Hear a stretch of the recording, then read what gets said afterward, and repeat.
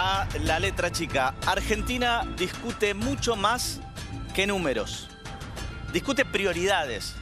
Discute qué se financia, qué se posterga, qué reclamos se escucha, a quién dejan de lado.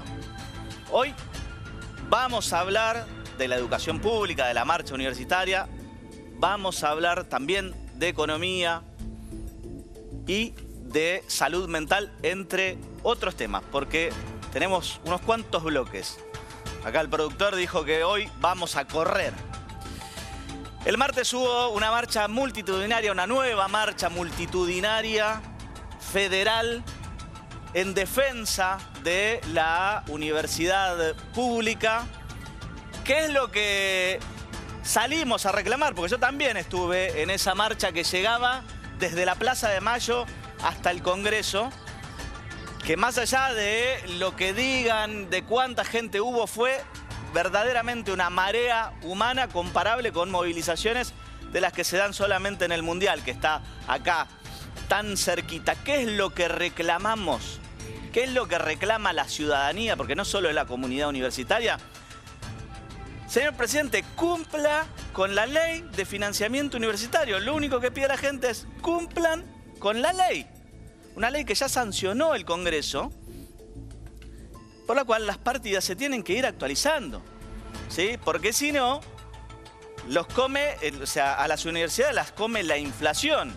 Mientras las partidas quedan congeladas, la luz sube, todos los servicios suben, todos los gastos operativos suben, y así es como sobre todo los rectorados de las universidades provinciales están diciendo: si esto sigue así, no nos alcanza para los gastos operativos, está en riesgo el inicio del segundo cuatrimestre.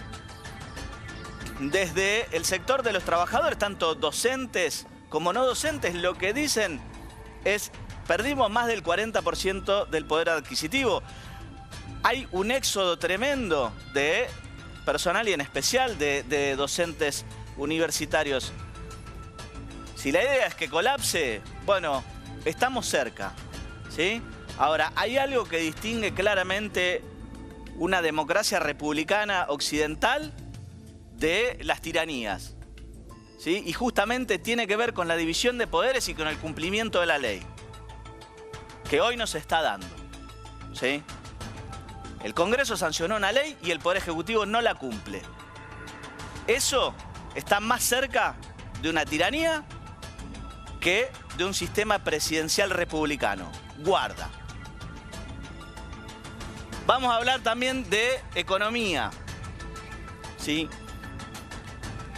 Todo muy lindo con la macro, pero la realidad es que los servicios suben, el combustible sube, el transporte sube. Para el que tiene la suerte de poder pagarse una prepaga también sube a lo loco, ¿sí? Y los salarios congelados. Entonces, todo bárbaro con determinados indicadores, pero la inflación desaceleró un poquito. Desacelerar o bajar la inflación no significa que bajen los precios, solamente que no aumentan tan rápido. Y los ingresos siguen pisados, siguen congelados. Vamos a hablar también de salud mental, porque hay violencias que no dejan una marca visible como la violencia física, pero de todos modos dejan heridas profundas y producen consecuencias graves en la salud mental, ¿sí? El abuso narcisista, la manipulación que hacen los psicópatas narcisistas produce un gran daño.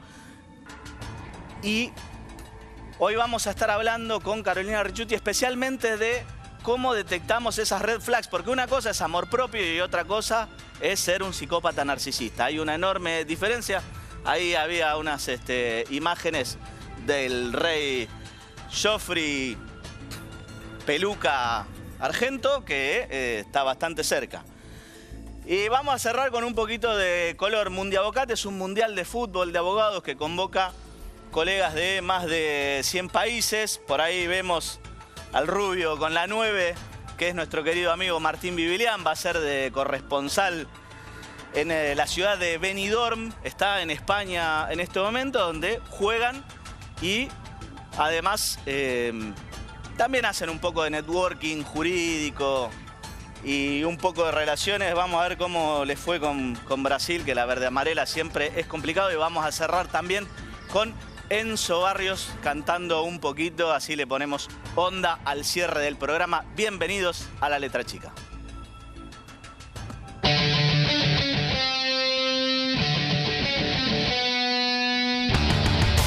Impactante, ¿no? Más allá de las diferencias, se habla de 1,5 millones de personas a nivel país, ¿no? La marcha en todo el país fue impresionante. No pedimos cascadas en los patios de la Facu, pedimos sueldos dignos para nuestros docentes. Lo crucial está en los últimos años, en los últimos 2 años de gran deterioro que hemos tenido. No solo en los salarios, ¿no? El tema del recorte presupuestario hace que estemos limitaciones en la infraestructura, en la parte académica, en todos esos lugares.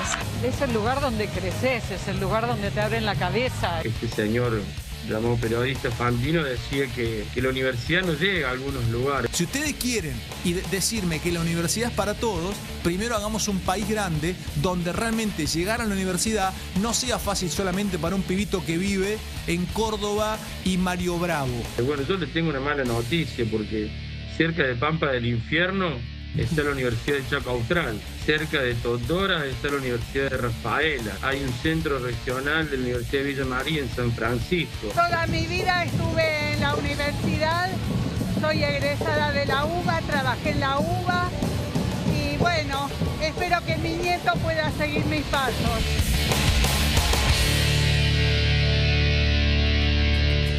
Estamos con Nicolás Trota, exministro de Educación de la Nación. ¿Qué tal, Nicolás? ¿Cómo estás? Todo muy bien.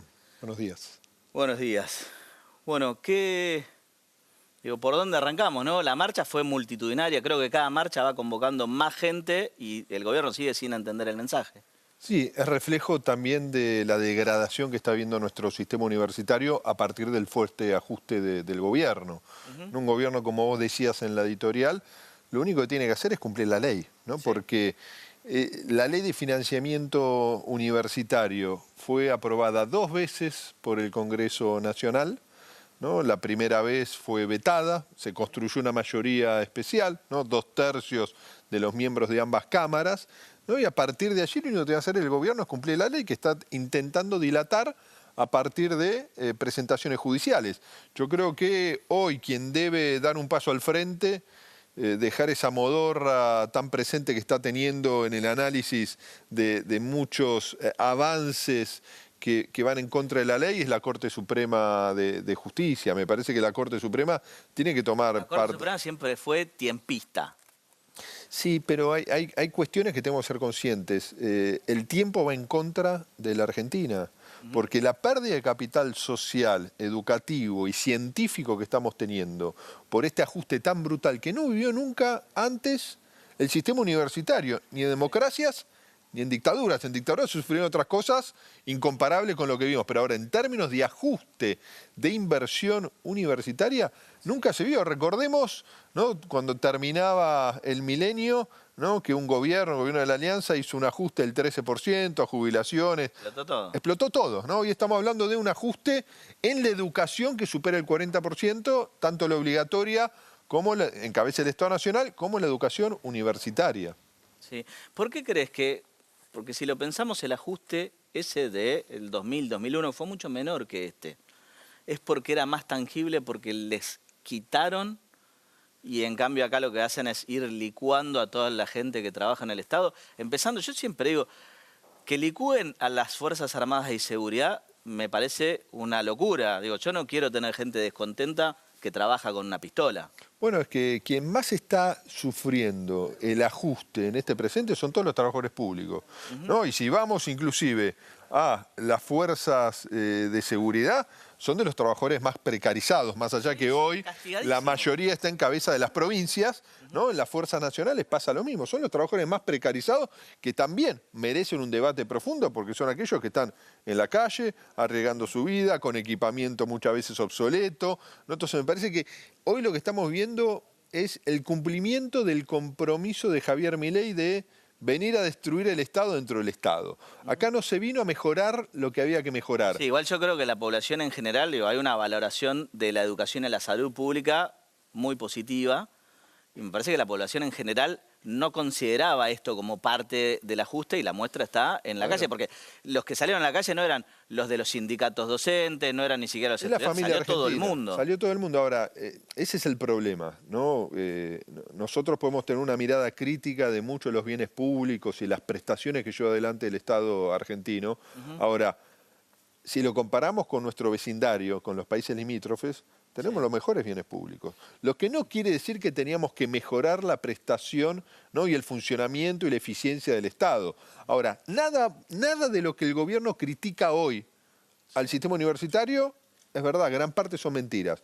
Luego se utiliza parcialmente un dato para generar confusión, pero es una práctica habitual del gobierno. Recordemos, para poner un caso extremo, ¿no? Sí. Cuando ajustaron las prestaciones para personas con discapacidad, sí. El entonces vocero Manuel Adorni levantaba una radiografía adulterada con un animal, con un perro, para decir que este era el sistema, ¿no? de prestaciones que se otorgaban, ¿no? y que esta prestación se había dado.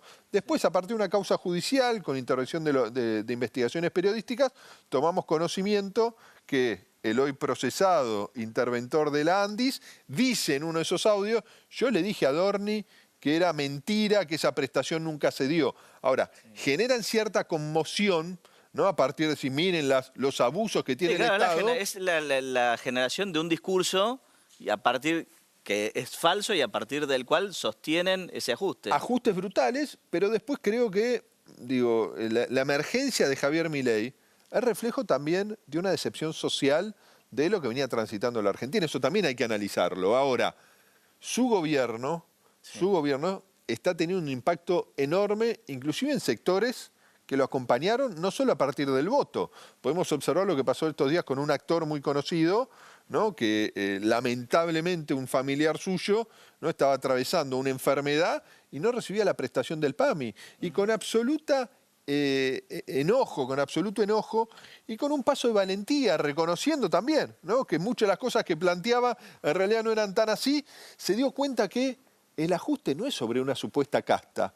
El ajuste generalmente, en cualquier lugar del mundo cuando se expresa, es con los sectores que más necesitan la presencia del Estado, porque lo que estamos viviendo es la aceleración de un proceso de mercantilización y privatización, ¿no? Porque además el daño al sistema universitario que estamos teniendo es en parte la pérdida de muchos estudiantes de sectores medios, ¿no? y sectores medios altos, que a partir de esta incertidumbre van a buscar otras oportunidades en el sistema universitario de gestión privada, y al mismo tiempo estamos perdiendo entre 5 y 10 investigadores y científicos por día, ¿no? porque el ajuste brutal que está teniendo el sistema universitario es reflejo también del ajuste de nuestra matriz científico-tecnológica, que gran parte está alojada en nuestras universidades y recibe el doble ajuste. Ajustan la universidad y ajustan las instituciones científicas como el CONICET, como el INTA, como el INTI, ¿no? que son parámetros centrales para una Argentina de progreso, de sumar valor agregado, de no caer en un esquema de primarización de la economía, que si nosotros caemos en esa realidad, sobra una porción importante de la población de nuestro país. Claro, sí, seguramente. Ahora, creo que habrás escuchado a algunos rectores, sobre todo del interior, que decían, si esto sigue así, no estamos en condiciones de seguir funcionando el segundo cuatrimestre. Por eso yo creo que los 3 ministros de la Corte Suprema tienen que dar un paso al frente. Tienen que exigir el cumplimiento de la ley. Son egresados de las universidades nacionales. Tienen que tener un compromiso con la Argentina, con la sociedad. ¿Para qué están ahí? ¿Para qué le pagamos el sueldo todos los días? Digo, ¿cuántos casos tienen más importante que este problema estructural que está teniendo el sistema universitario, que movilizó, ¿no? millones de personas? Digo, es la 4ª marcha que estamos teniendo. Yo recuerdo, ¿no? cuando la Corte Suprema intentó en algún momento generar un marco de impunidad vinculado a los delitos de lesa humanidad, que se movilizó la sociedad. Fue inmediata la reacción, sí, me acuerdo. Y afortunadamente reflexionaron, ¿no? Entonces creo que en democracia nos expresamos cuando vamos a votar, nos expresamos con nuestra palabra, pero también nos expresamos cuando nos movilizamos. Y creo que esto que sea una llamada de atención, porque la realidad, cada día que pasa, va a ser más difícil recomponer el daño que se ha generado, ¿no? Porque el estudiante que se va, el estudiante que pierde su cuatrimestre, hay que ver en qué condiciones lo puede recuperar. En un contexto, además, de crecimiento de la precarización laboral y el desempleo, el endeudamiento de las familias, ¿no? Cada vez para muchos sectores va a ser más difícil estudiar. El docente que deja la universidad... Sí, ya de por sí el hecho de que la universidad sea gratuita no significa que sea gratis estudiar, porque tenés que gastar en transporte, porque tenés que gastar en material de estudio de alguna forma. Necesitas incluso hoy, si se quiere que la tecnología nos iguala un poquito más y que podés con algún acceso a internet bajarte el contenido y leerlo desde un dispositivo, entonces no tenés que comprar un libro o no tenés que, no sé, imprimir toneladas de fotocopias para poder sentarte a estudiar. De todos modos, nunca termina de ser gratis. Entonces... No termina de ser gratis, y en una falacia que expresa el gobierno, ¿no? Que hay que denunciarla. Digo, la inmensa mayoría de los estudiantes de nuestro sistema universitario nacional son primera generación de estudiantes universitarios, sí, ¿no? El 70% vienen de los sectores populares.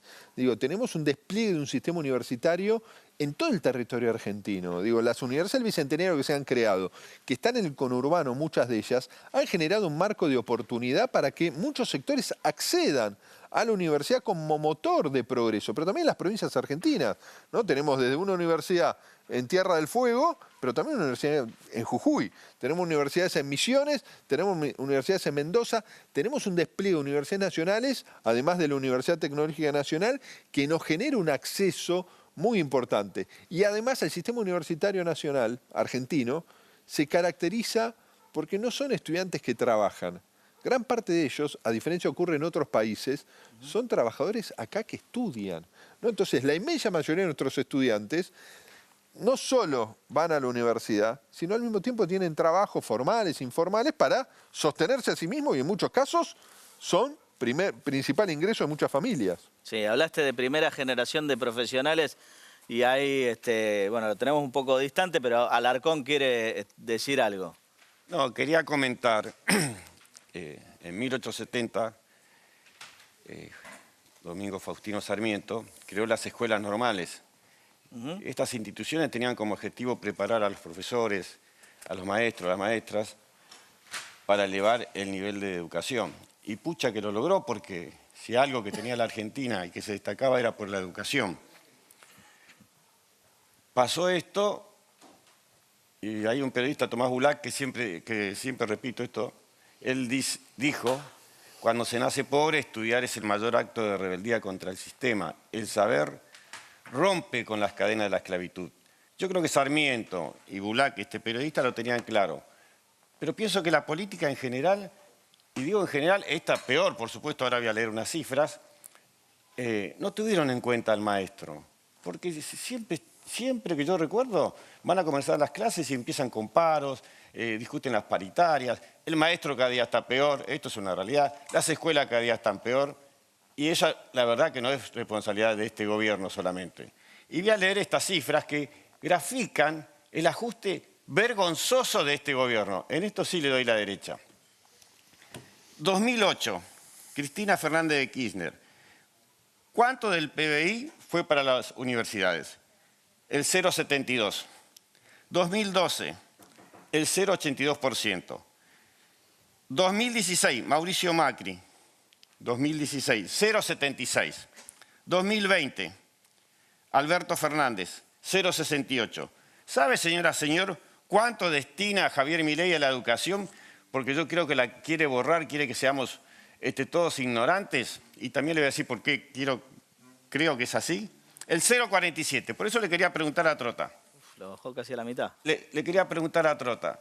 Trota, ¿hay alguna posibilidad en que haya una política de Estado y que entendamos de una vez por todas que la educación, sobre todo para los humildes, tiene que ser prioridad? A ver, en un poco más de 40 años de democracia, no todos los procesos políticos han sido similares. En Argentina se han construido, y vos con esos números esbozaste algunos de los aspectos, consensos que fueron liderados por un gobierno, pero que trascendieron una fuerza política. Por ejemplo, la Ley de Financiamiento Educativo, ¿no? Ese aumento progresivo de la inversión no solo implicó comprometer al Estado Nacional, sino también a las provincias. Porque la educación obligatoria, ¿no?, a partir del proceso de provincialización, es sostenido principalmente por las provincias argentinas, que ahora además están sufriendo un repliegue nunca antes visto de la porción que invierte el Estado Nacional. Por ejemplo, vos hablabas de los docentes. El Estado Nacional no invierte en el incentivo docente, que es esa porción del salario que pagaba el Estado Nacional a todos los maestros, que iba directamente al maestro.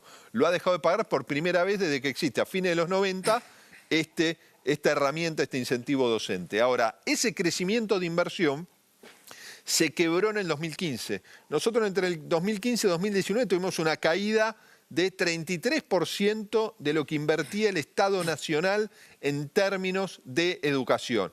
Tanto las dos cosas que invierte el Estado Nacional, educación universitaria en soledad, ¿no?, y educación obligatoria conjuntamente con las provincias.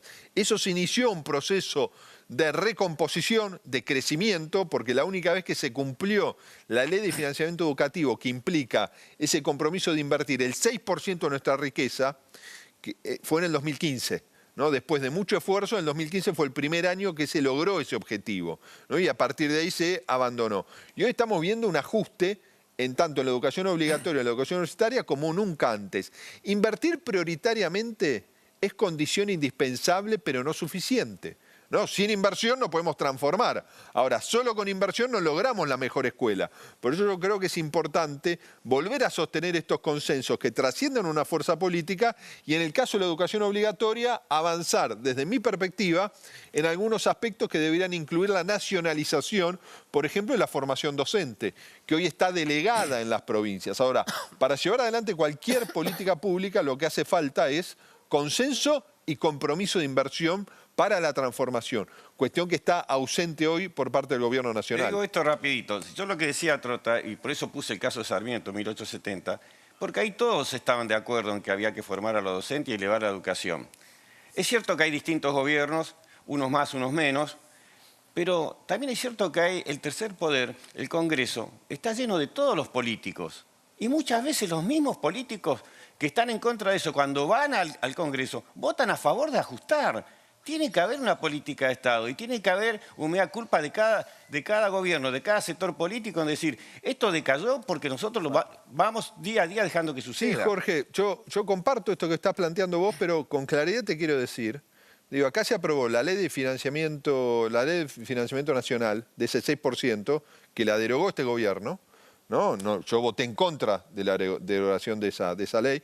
Se votó en su momento la ley de educación técnica, ¿no? Quería invertir el 0,2 de todos los recursos que recauda el Estado en la educación técnica, la derogó este gobierno, ¿no? E inclusive este gobierno no solo no cumple la ley de financiamiento universitario, sino al mismo tiempo que en el tratamiento del presupuesto nacional en diciembre del año pasado, intentó inclusive derogar la ley de financiación. O sea, 3 veces el Congreso Nacional le dijo, ponga la plata a las universidades. O sea, no todos los procesos políticos son similares. Lo que sí quiero dejar en claro, el ataque, como planteas vos también, Jorge, al sistema educativo público que estamos viendo hoy, no se vio nunca antes en la historia. Esto es algo lamentablemente inédito que tiene un costo social enorme. Muy bien. En eso estamos de acuerdo. Nicolás, te agradezco muchísimo por este rato. Creo que está clarísimo lo que está pasando. Bueno, muchísimas gracias a usted por el tiempo. Muy bien. Ahora vamos a seguir hablando de economía, pero desde otra perspectiva. La inflación, tanto en la Ciudad de Buenos Aires como la inflación nacional, empiezan a marcar una tendencia a la baja, pero como decía anteriormente, y como lo vienen marcando economistas de otros países, la inflación en Argentina está dibujada, ¿sí? Porque los servicios te aumentan un montón, porque el combustible aumenta, porque todo te aumenta, el salario está pisado y seguimos midiendo cuánto sale comprar una videocasetera que no compra nadie y a nadie le serviría. Ven el informe.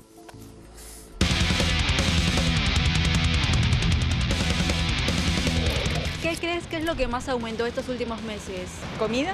Creo que los alimentos, prepagas, también el alquiler. La verdad que no tomo ese registro. Lo que aumentó es la publicidad que hacen todos los medios para cubrir al presidente que tenemos nefasto. No creo que haya muchos aumentos, no me pareció. ¿Tu sueldo te alcanza para llegar a fin de mes? Diría que no. Muy ajustada, o sea, no llego. Y llegamos medio justo, complicadísimo. Yo soy docente. Llego, pero ya te digo, restringiendo cosas. Hay que buscar como otras formas de generar algún ingreso.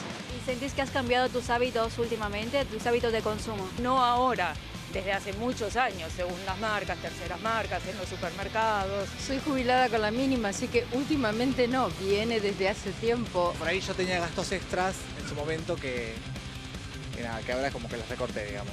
He dejado de comprar ropa, he dejado de comprar zapatos, me estoy arreglando como puedo. Todo lo que es carnes rojas, digamos, pasé al pollo o complementar por ahí con proteína, pues de huevo. He restringido algunas cosas, sí. Salidas, ni hablar. ¿Sentís que la inflación ha bajado o se mantiene igual? No creo que haya mucho cambio, ¿no? Es decir, ni para arriba ni para abajo, está estable. Que bajó, no. Que se mantiene, puede ser. De bajar no creo que bajó nada.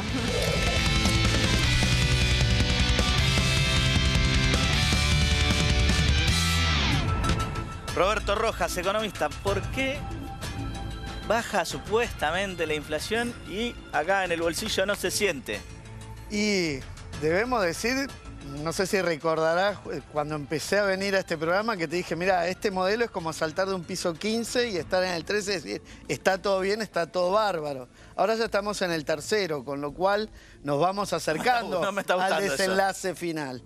Y la realidad, fíjate la percepción en el informe, la gente piensa que es alimento el mayor problema que está teniendo. Sin embargo, el índice de inflación de este mes fue 2,6 y alimentos está en la parte inferior, con el 1% de crecimiento, mientras que transporte está en el 4,4% en la parte superior. Claro, es que lo que te come es eso, transporte, combustible, servicio, que no tenés forma de bajarlo. Exactamente, con lo cual la gente en su propia percepción no se da cuenta de lo que está pasando y ese es el rol de que varias veces hemos hablado de los servicios dentro de lo que es el ingreso disponible de la familia. Recordemos siempre, el ingreso es el ingreso de la familia menos los impuestos más los subsidios. Y lo que estamos perdiendo los argentinos es la ventaja de tener un país rico donde el combustible debería ser barato, porque el combustible es de todo, por más que los traiga una empresa privada o el Estado Nacional, y los alimentos también deberían ser baratos. Sí. ¿Qué es lo que, en abril, qué es lo que más subió? Me marcaste, bueno, transporte 4,4. ¿Qué es lo que...? Y lo que, como bien dijiste, Juan Pablo, lo que es servicio, ¿no? Podemos ir ver en el graph también lo que viene, medicina prepaga, lo que es... Pero medicina prepaga es para el que la puede pagar. Hay un montón de gente que está caída de ese sistema hace un montón. Es así, hay un montón de gente que se ha venido quedando afuera y realmente, lo hemos hablado también, este modelo no va contra los que tienen menos recursos, que generalmente son los que tienen en todos los modelos menos recursos, sino contra la clase media. Y lo que estamos perdiendo son las ventajas que tiene la clase media. ¿Por qué contra la clase media? Porque es la que tiene recursos y es la que finalmente hace un traspaso de sus ingresos hacia el 10% más rico de la población o hacia compañías extranjeras. Que no está bien esto si estamos discutiendo distribución y estamos discutiendo desarrollo. Lo que falta discutir acá es justamente desarrollo, que es lo que le está faltando a este gobierno. Lo que no puede pasar, perdón que me meta en este tema, y lo dije con el tema también de la marcha universitaria. Lo que a mí me sorprende, porque lo que sí están sufriendo son los humildes que se están quedando sin trabajo. O sea, muchísima gente se está quedando sin trabajo. No sé si la clase media lo sufre tanto como los humildes.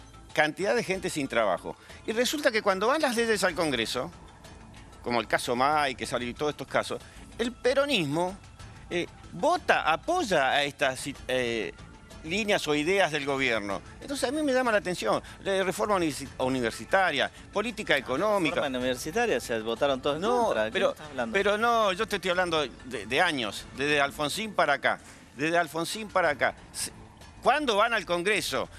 Vos estás en campaña, escuchás, vamos a ir por los pobres, vamos a ir por los trabajadores, vamos a ir por los maestros. Y cuando llegan, milagrosamente, 5 o 10 para que alcancen los votos, votan en contra. Esto se tiene que acabar. Tiene que haber una política de Estado y les tiene que dar vergüenza. Peronistas, radicales, del PRO, el que sea, votar en contra de sus ideas. Dale. Bueno, la realidad es que no podemos homogeneizar todo. Tenemos que pensar que tuvimos un gobierno peronista que fue el menemismo, que destruyó la educación técnica, que tuvo todavía porcentajes más bajos sobre PBI, los ferrocarriles, inversión, vendió los ferrocarriles, que destruyó la trama productiva argentina.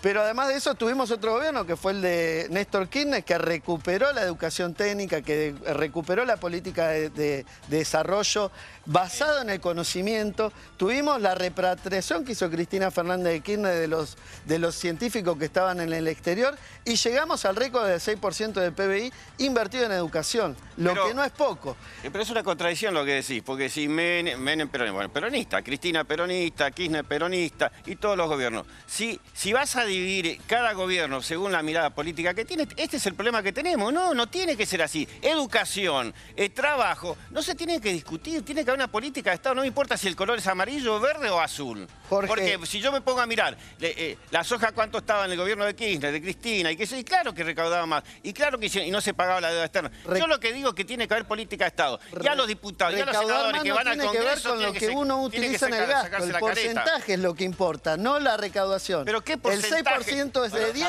o de 100? Es lo mismo, Jorge. Y eso es una decisión política. Y estoy de acuerdo con vos que deberíamos tener una política de Estado, pero lamentablemente es lo que nos viene faltando hace más de 100 años. Muy bien. A ver, ¿qué nos espera, qué nos depara el destino por los próximos meses? Vos ya nos dijiste, estamos en el tercer piso, no me gusta el desenlace de eso. ¿Qué es lo que sigue? Lamentablemente vamos a ir negociando cada vencimiento un rollover para poder pagar hasta que finalmente no tengamos dólares. Y si tenemos dólares, que es en esta ecuación entre cosecha gruesa, cosecha fina, toma de endeudamiento, lo que va a pasar es que cada vez vamos a tener menos nivel de actividad, que es lo que estamos viviendo todos los argentinos. Sí, la recesión se siente. Los ajustes hacen que cada vez sea más chico el consumo, la recaudación es más chico, entonces la necesidad de ajuste cada vez es más grande y es el que está teniendo el problema de Javier Milei hoy en día. Bien. Roberto, muchísimas gracias. Muchas gracias. No es lo mismo tener una autoestima elevada que ser narcisista y ni hablar cuando se trata de un psicópata narcisista, de los cuales hay que huir. Y por eso Carolina Ricciuti nos va a explicar esas red flags, como se dice ahora, esas pequeñas cosas que tenemos que prestarle atención para no caer en las garras de uno. Vean el informe.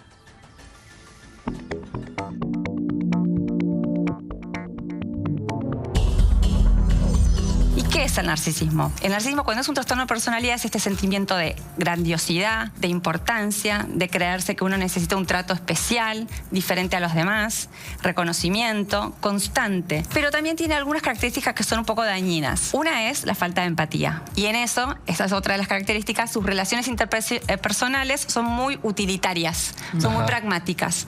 Se vincula con el otro en función de lo que necesita del otro. Lo usa, lo utiliza. Se puede enamorar de alguien. Lo que pasa es que en esta dinámica que describíamos antes, freudiana, el enamoramiento es funcional a tratar de generar más amor para sí mismo. La persona con trastorno de personalidad narcisista, cuando va a terapia, generalmente va a consultar por otra cosa, por algo que le pasó por ser narcisista, por algo que perdió por ser narcisista, pero no por el narcisismo. Claro. Se trabaja sobre ¿qué? Sobre una construcción de una autoestima que tenga que ver con los valores propios y no con el reconocimiento del otro.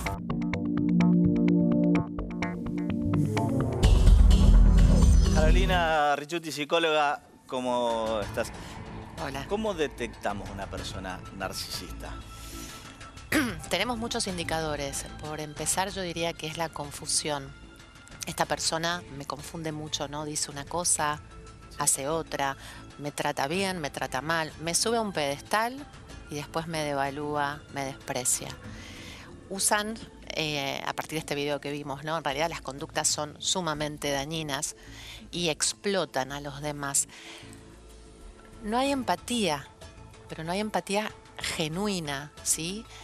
La capacidad de resonar con las emociones de los demás. Vemos muchísimas técnicas y estrategias que usan a través de las cuales manipulan emocionalmente, como por ejemplo la luz de gas o el gaslighting, ¿no? ¿Qué es eso? Hacerte dudar de tu realidad, de tus percepciones, de tus recuerdos. Frases típicas. Estás exagerando, no es para tanto, eso nunca lo dije. Niegan cosas que dijeron o que hicieron. Y yo creo que la red flag principal, red flag, es la confusión, ¿sí? La triangulación, la ley del hielo. Estas son estrategias de manipulación. Por ejemplo, castigos. Te castigan a través de conductas. Por ejemplo, no dirigirte la palabra o tener cero comunicación con vos porque consideran que algo hiciste mal. Estas conductas son Eso que a uno por ahí propósito. interpreta como, bueno, lo hice enojar o la hice enojar por algo y por eso hace eso. En realidad es como una forma de castigo por algo que vos supuestamente hiciste o dijiste. Pero todo esto sí es importante, son conductas repetidas y sostenidas en el tiempo, no son aisladas. Hay conciencia del daño. Nunca hay culpa. Son personas que no se arrepienten, no piden perdón. Y si lo hacen realmente no es genuino. Hay muchas banderas rojas. Pero creo que de las principales es la confusión que tiene que ver con las intermitencias. Es un vínculo con intermitencias. Y siempre, desde el principio, sucede eso. No. Una gran red flag. Y lo vemos mucho en relaciones de pareja. Sí. Suelen engancharte a través de un ciclo de abuso emocional. Y en la pareja específicamente, puede suceder también en la amistad, ojo, en el trabajo también, pero lo vemos muy claro en la pareja, hay un bombardeo de amor inicial, en donde te elevan, digamos, y se presentan como, no distingue géneros, como un ángel, como un salvador, como la mujer de tus sueños. Después empiezan las devaluaciones, después suelen descartarte como si fueras un objeto y muchas veces vuelven a buscarte. Hay muchas señales, pero si un vínculo empieza con mucha rapidez e intensidad, esa es una bandera roja importante. Sí. Esto también imagino que debe cambiar en función de las edades y de las etapas, ¿no? Porque, ¿qué es lo que pienso? Digo, en la adolescencia, en la juventud, uno por ahí siente con más intensidad. Después, con el correr de los años, uno tiene más experiencia, más magulladuras y se toma las cosas con más calma, me parece, ¿no? Sí, adolescencia estamos hablando siempre de personas adultas, ¿no? Y sí, podemos entender y cuando hay un enamoramiento. Digo, porque los chiquitos se enamoran y yo también me acuerdo de chiquitos no puedo... ¿Viste? Tu novia es todo y sí, es así. No, y hay algo ahí que tiene que ver con el enamoramiento y en el ser humano, pero hablando a partir de los adultos, sí, y nos puede pasar. Pero estas personas lo hacen con vos, el día de mañana con otra persona, hacen como una alma gemelización y está todo planificado. Es toda una estrategia para engancharte, ¿sí? Para después despreciarte, devaluarte, descartarte o no. Buscan suministro, buscan combustible. Ok, o sea, siempre es algún beneficio de alguna manera. Siempre, siempre. Y ahí lo vemos pero no distingue contextos. En realidad buscan validación en exceso, pero todo ser humano, como decía la psicóloga, todos buscamos admiración, cariño, aceptación, sentirnos importantes, pero estas personas en un extremo y van a hacer lo que haga falta para lograrlo. Y se trata de, las relaciones son transaccionales con estas personas, ¿sí? Sí. Es para obtener un beneficio económico, una familia, ¿sí? Todo lo que tenga que ver con su imagen y pueda inflar su ego, claro. Sus egos. O sea, la familia siempre para publicarla mucho en redes sociales. No, hay que mostrarla mucho. El papá o la mamá amorosa, pero puertas adentro, esto es muy importante. Y acá está la incoherencia también. O sea, puertas afuera, por lo general, son encantadoras. O del otro lado, el narcisismo vulnerable, pobrecitas, víctimas, no siempre las dañan, siempre las lastiman. Puertas adentro, en la intimidad, se despiertan los monstruos, digamos. Y las conductas son muy diferentes a las de afuera. Dentro de casa, desprecios, humillaciones, mentiras, violencia siempre psicológica y a veces física y o sexual.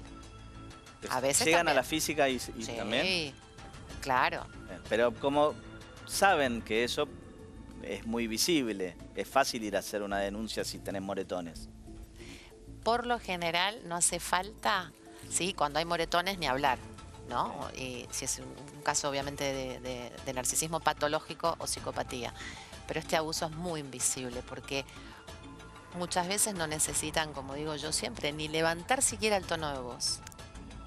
Sonriendo te pueden decir sí, bueno, hay mucha dañar. Gente que con una sonrisa te habla bajito y son hirientes. Y son como maestros, ¿no? Maestras de dañar a los demás y andar por la vida como si nada hubiera pasado, ¿no? Y el problema nunca, nunca es de ellos o de ellas. El problema siempre es el otro que exagera. Y ahora, dentro de la política, yo pienso en determinadas conductas, está lleno. el lugar ideal, o donde más vemos casos de psicopatía integrada, ¿sí? Que es más grave todavía que el narcisismo, es en la política y en las finanzas. Si bien están por todos lados. Bien. La vez anterior que viniste, habíamos hablado de un proyecto de ley. ¿En qué situación está eso?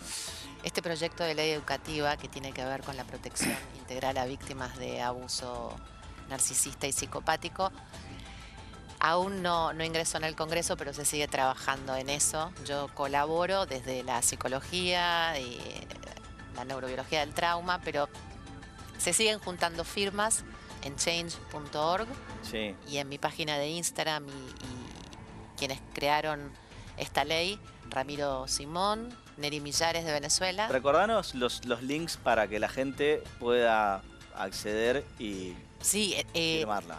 El link exacto de change.org no lo recuerdo, pero en mi página de Instagram, @carorichi_psicóloga, lo encuentran, o Ramiro Simón, pero por ahí en mi página de Instagram, ahí lo van a encontrar y consultan por ahí y les respondemos.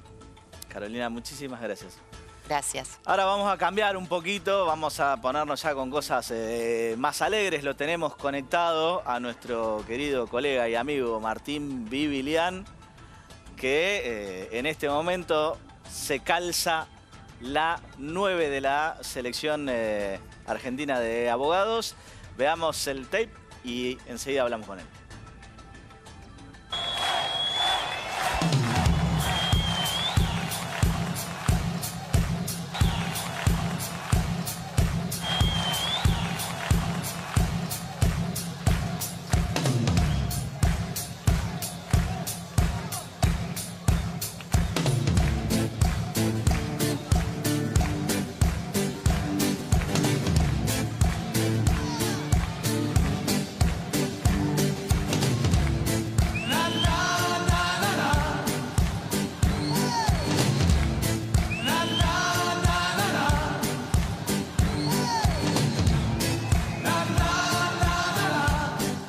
Si me van a poner Life is Life, yo lo quiero ver a Martín haciendo jueguito ahí en la cancha.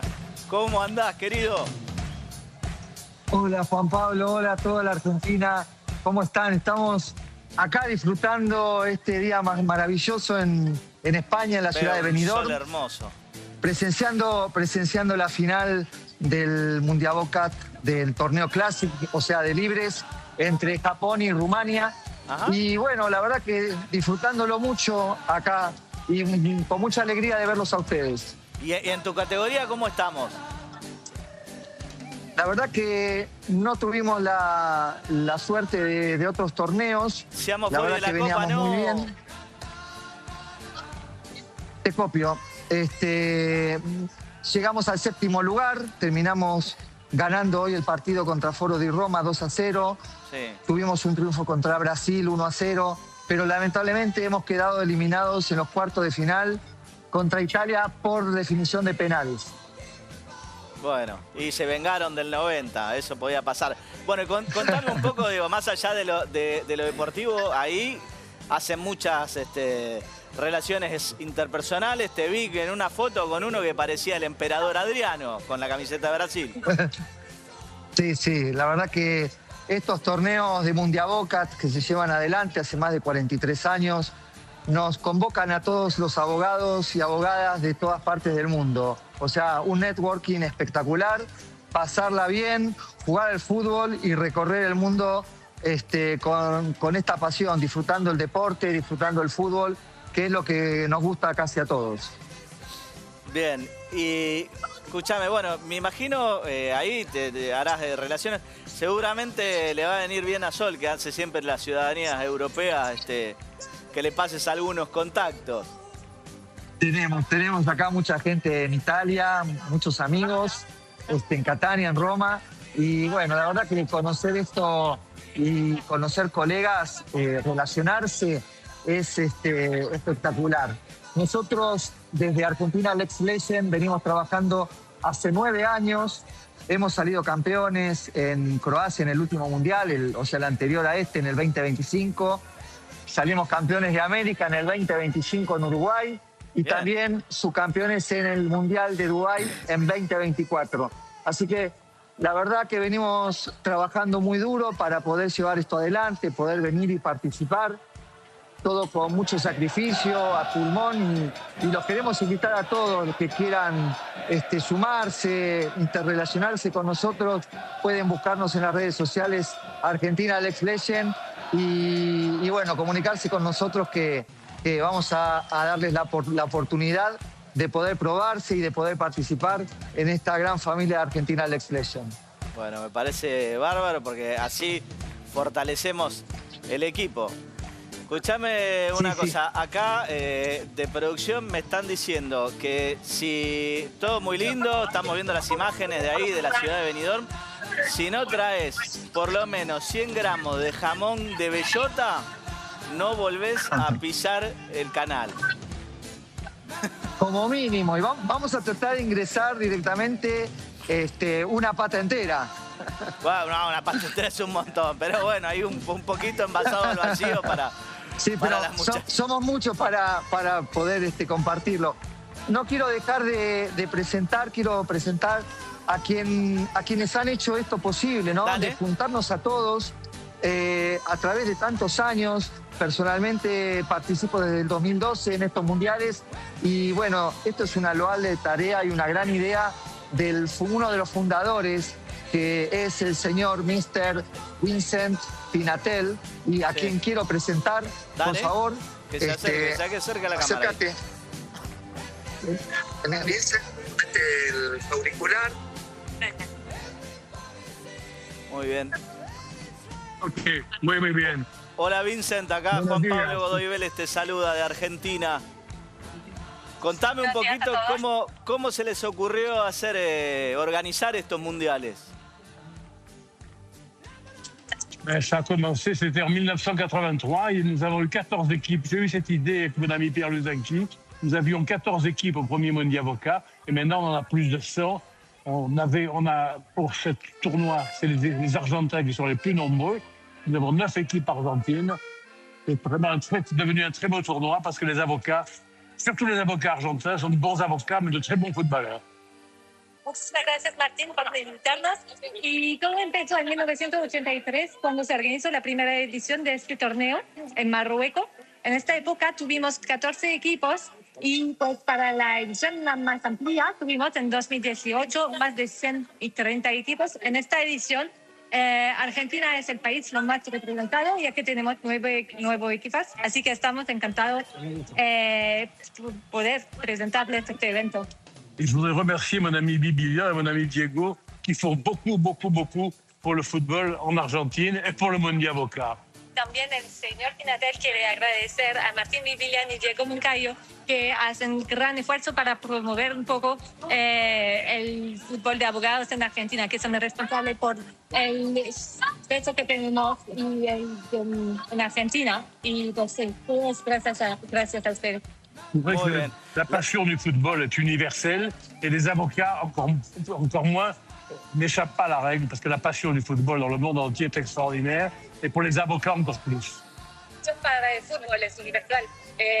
Todos somos apasionados por esto y que a los abogados también, por supuesto. Entonces, pues sí. Así Bien, ya se empezó viene todo y estamos muy contentos que se viene el esta aventura Mundial sigue de continuando. Fútbol y quiero preguntarle quién va a salir campeón, que se la juegue y que diga quién va a salir campeón del mundo. Le champion du monde. Ben, on a plusieurs tournois, puisqu'on a le tournoi classique, les jeunes, les moins jeunes. L'équipe argentine, ce matin, a gagné le tournoi un petit peu plus âgés. Et là, on est sur la dernière finale entre l'équipe du Japon, entre l'équipe de Tokyo du Japon et la formation roumaine du barreau de Bucarest. Et ce matin, l'équipe de la Loggia argentine a gagné le Mondial Avocat. Varios torneos, según categorías Entonces tuvimos un equipo de Argentina que ganó esta mañana el torneo de Super Legend, que es de edad de personas mayores de 55 años, y se fue ganado por el equipo de la Logia. Ahora se juega la última final, que es entre Japón y Rumania. Vamos a ver quién lo va a ganar. Et depuis que le Mondiavocat existe, c'est toujours les équipes argentines qui sont venues les plus nombreuses. Desde la creación y el implemento de los torneos Mondiavocat, siempre fue Argentina el país lo más representado en nuestro torneo. Nous avons quand même 39 nations représentées, ce qui est quand même extraordinaire. Es bastante extraordinario que tengamos Argentina como país representado. Muy bien, les agradecemos muchísimo por esta comunicación. Nos estamos viendo y saludos ahí a Martín. Siga disfrutando del solcito y del buen clima. Muchísimas gracias. Vamos ahora a pasar un poquito a hablar con Enzo Barrios, ¿sí? Que bueno, vino para cerrar el programa poniéndole onda. Enzo, ¿cómo estás? Muchísimas gracias por venir. ¿Todo bien? Bien, todo bien. ¿Cómo estamos? Bien, contame un poquito cómo sigue el tema. ¿Seguís ahí siempre tocando en el subte ahora que hace un poquito de frío? Sí, está más complicado ahora por el tema de los permisos. A veces te sacan. ¿Qué pasó? No, los de MOVA son los que controlan el subte. Te sacan, te piden permisos que capaz no existen. Y se complica un poco, pero bueno, siempre remándola y tratando de seguir adelante con eso. Bien, vamos a pedirle entonces a la gente de MOVA, por favor, pensemos un poquito en los trabajadores, en los artistas. Digo, entiendo que tienen que mantener la seguridad, el orden, pero por favor, dejemos a la gente laburar. Cantate una y nos vamos al corte.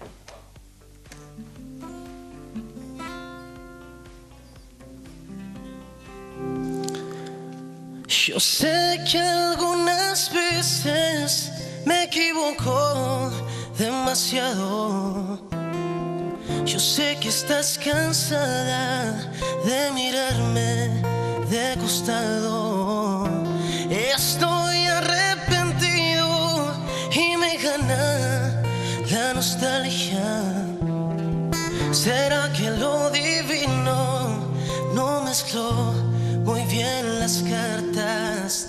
¿Será cuestión de suerte que sigamos separados?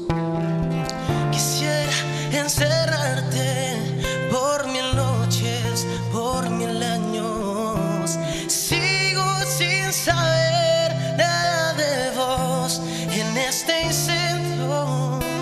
Cada vez que estás cerca de mí es un infierno. Desde el día en que te conocí. Quisiera encontrarte algún día en mi camino. No ves que sigo atado a un recuerdo que no olvido. Y tengo tantas cosas que decirte al oído. Mentiras o verdades que no importan, da lo mismo. Sigo sin saber nada de vos en este incendio. Cada vez que estás cerca de mí es un infierno. Es que sigo sin saber nada de vos en este incendio. Desde el día en que te conocí. Enzo, la verdad que escucharte siempre es un placer. Para el que quiera verte por ahí, digamos, más de cerca, en algún teatro, en algún lugar. Voy a tocar en un restaurante que se llama La Casona el 22 de mayo. Así que el que quiera ir, bueno, me busca en Instagram, Enzo-Music19. Estoy vendiendo las entradas por ahí, por MD. ¿Dónde queda La Casona para los que no la conocen? Juan B. Justo, San Juan, Juan B. Justo, acá en Capital, Palermo. Muy bien. ¿La fecha, recordanos? 22 de mayo. ¿A qué hora? 9:30 toco. Muy bien. Así que el que quiera ir, más que invitado. Y para que vean lo que pueden ver si se van a La Casona, dale nomás.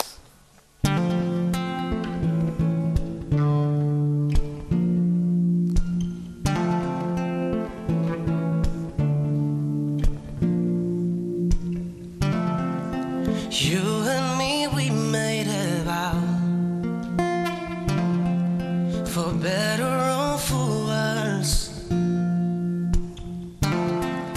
I can't believe you let me down, but I know that I still need you here. You say I'm crazy, 'cause you don't think I know what you've done. But when you call me baby, I know I'm not the only one. You say I'm crazy, 'cause you don't think I know what you've done. But when you call me baby, I know I'm not the only one. Muy bien. Buenísimo, Enzo. Muchísimas gracias por venir. La verdad que es un gusto escucharte. Tenés una voz que es angelical. Ahí, gracias. Bueno, nos queda un minutito, así que yo me voy a despedir de todos ustedes. Recuerden siempre, para que defiendan sus derechos, consulten un abogado para que no los garquen. ¿Sí? Nos vemos la semana que viene, acá a las 11, en La Letra Chica. Y ahora se quedan con Modo Fin de. Una cortita y nos fuimos. Ya no importa cada noche que espere, cada calle o laberinto que cruce.